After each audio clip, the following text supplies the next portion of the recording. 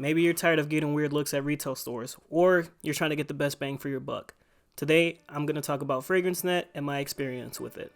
So the reason why I'm talking about Fragrancenet specifically and not any other discounters is because Fragrancenet is the website that I primarily use and the only discount website that I've had experience with that I can speak on. I'm not sponsored by Fragrancenet. None of these bottles have been given to me by Fragrancenet. It's just my discounter of choice at the moment because I have a credit card that gives me extra cash back on top of it, so I get more value on top of already getting the most bang for your buck when it comes to buying these fragrances. And I won't be talking about any other discount websites because I haven't used any other ones aside from Fragrancenet, so it's the only one I feel like I can properly talk about from my own experience. From my understanding, discounters work within the gray market, and the gray market is essentially all of the bottles that are no longer being sold in retail stores that kind of get sold off at a lower price in bulk, and so discounters snatch them up and then they sell them themselves.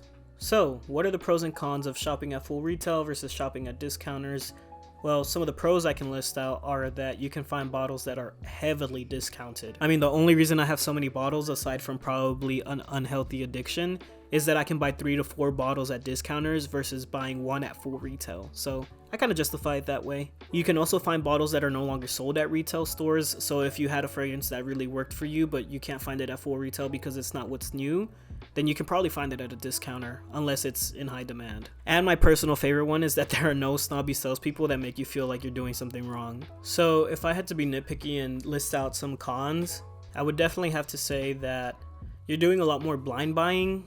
At least for me, since I don't have much experience with a lot of fragrances, a lot of the fragrances that I hear about, that I buy, I have no idea what they smell like. Which to you might be exciting, or you might be nervous about spending money and not even knowing what you're buying. So that's a con. Usually if the bottle is still at retail stores, I'll go check it out before I actually end up buying it. Another issue is limited stock. I mean, there can be a bottle there one day and then it's completely sold out the next.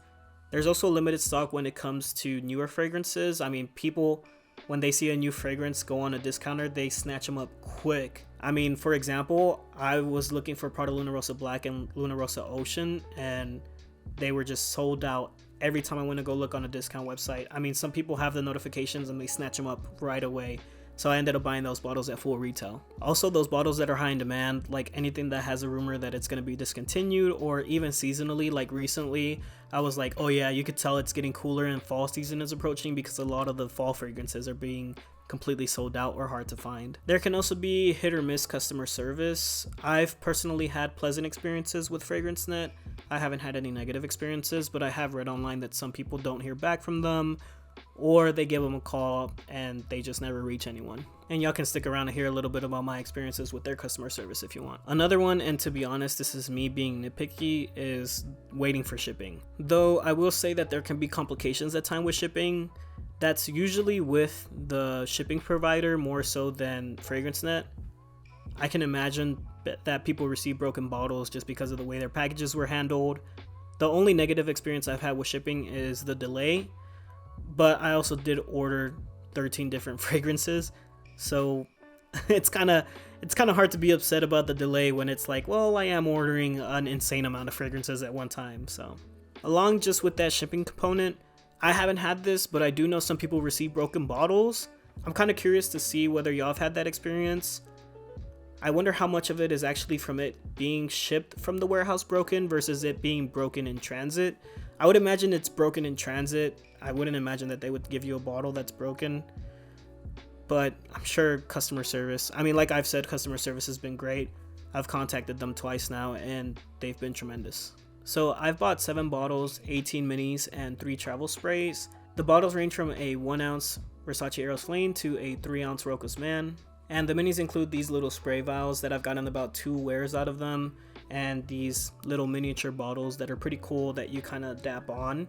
And my 3rd travel spray is with a friend, but they just come in these atomizers that kind of pop up like that, and you can take them out and you can read the fragrance that's on there and see how much you have left in there, which is pretty cool. All of the fragrances that I bought smell exactly like they're supposed to, and what I've smelled either at retailers or from the little miniatures that I've smelled. Now, you don't have to buy at Fragrancenet, it's just the discounter that I've used and have had the most experience with. A couple of other discount websites that I've heard within the community include fragrancebuy.ca Fragrance X, and jomashop.com. Now, it is important for me to say that I am based in the United States, so your discount websites may vary depending on what region you're in, and these are fragrance websites that I've heard that cater directly to the United States. I've only had 2 shipping issues. The first one was when I bought all of those minis, which, to be fair, I mean, it was a crap ton of stuff to get into one order, so I can understand why it was delayed. I placed the order, I believe it was April 25th, and they estimate that it'll take 5 to 7 business days. Obviously it can take more because it's just an estimate, and I believe it got to me around mid-May. And the other issue I had was that I had explicitly ordered some fragrances and paid for the premium next business day shipping, and it didn't actually get to me until about the 3rd business day.